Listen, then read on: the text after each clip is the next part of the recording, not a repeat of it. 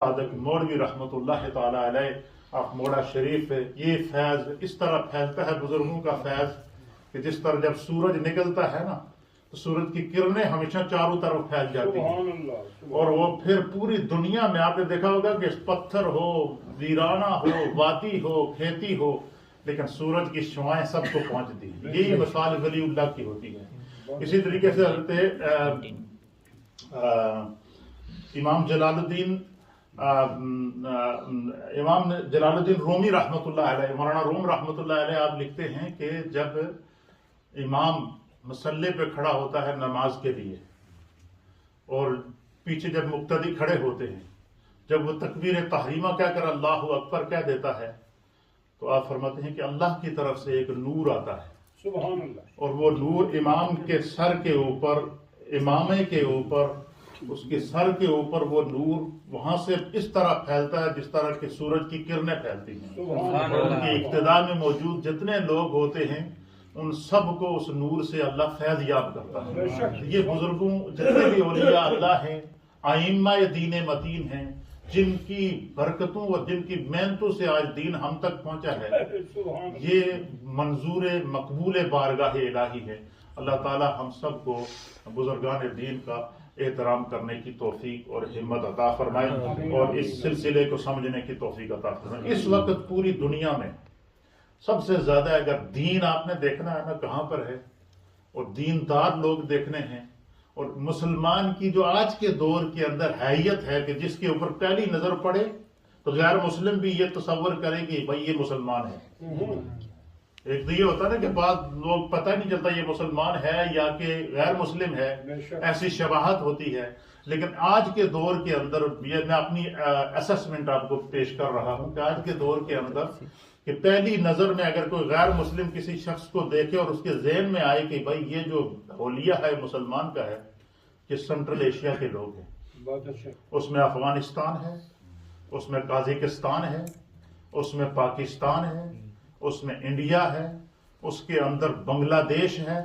Central Asia کی جتنی ریاستیں ہیں، یہاں کا جو مسلمان ہے اس کی آپ کو دیکھیں گے داڑھی سنت کے مطابق ہوگی، اس کے سر پر یا تو امامہ ہوگا یا ٹوپی ہوگی، اس کا لباس ہوگا۔ اس طریقے سے دیکھنے سے پتہ چلتا ہے کہ اچھا یہ کیوں، آپ نے دیکھا ہوگا کہ پوری دنیا کے اندر، دنیا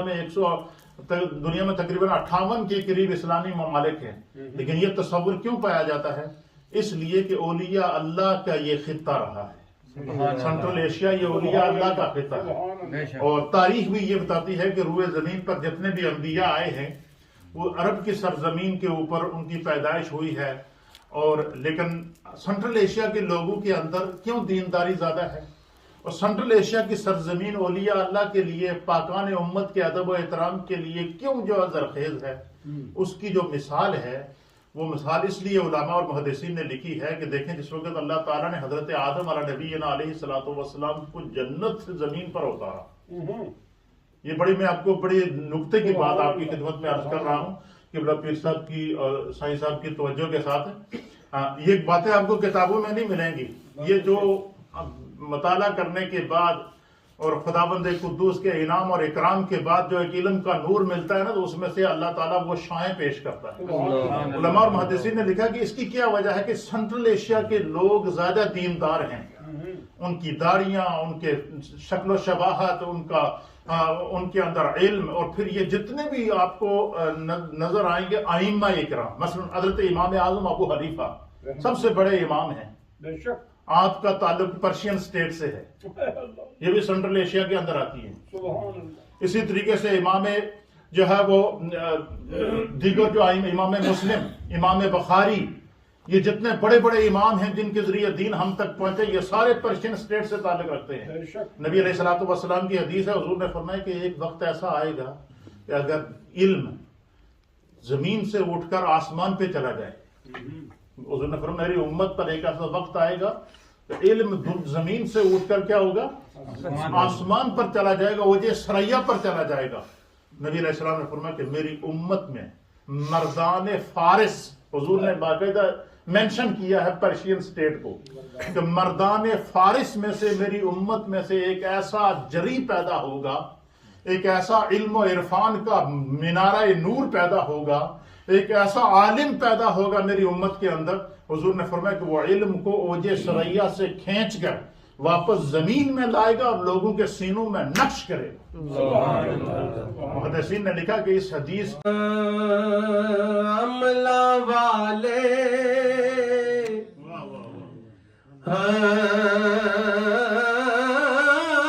عملہ والے لنگ لنگ جاندے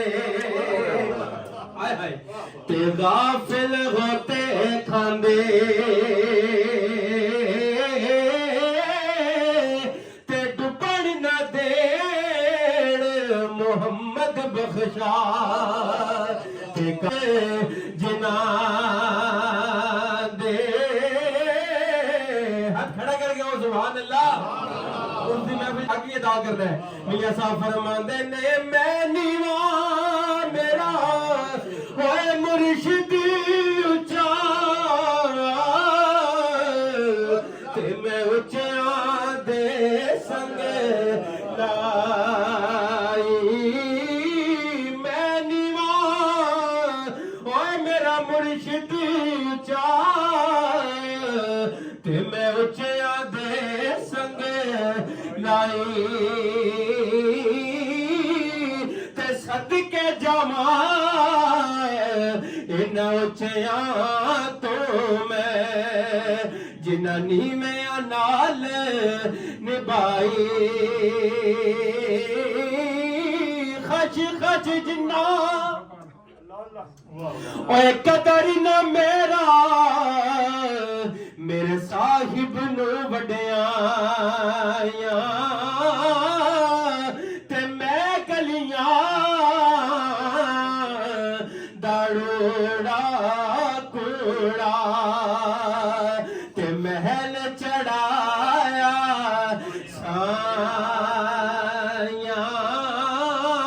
سایاں، میں گلیاں دا روڑا کوڑا تے محل چڑھایا سایاں، تے صدا نہ باغی بل بل بولے۔ سارے رل کے پڑھنا ہے، اے بزرگ بیٹھے نے سونے سونے چہرے والے، سارے رل کے پڑھیں گے۔ صدا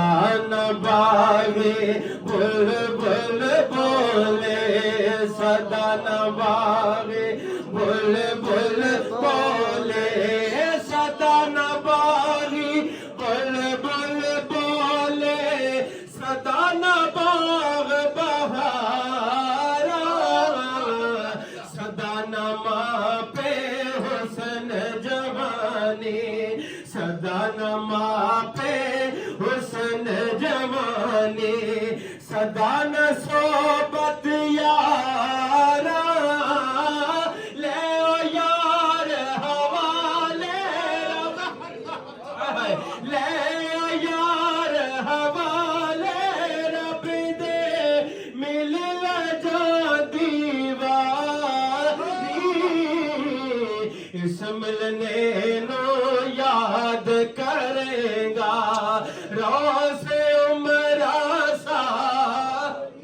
آخری دعا کیڑی ہے؟ صدا بہار دئی سر باغ،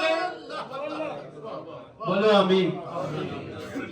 مولا کدی خزان آیا وے تے ہوون فیض ہزار تائیں تے ہر بھکھا پھل کھاوے۔ سبحان اللہ۔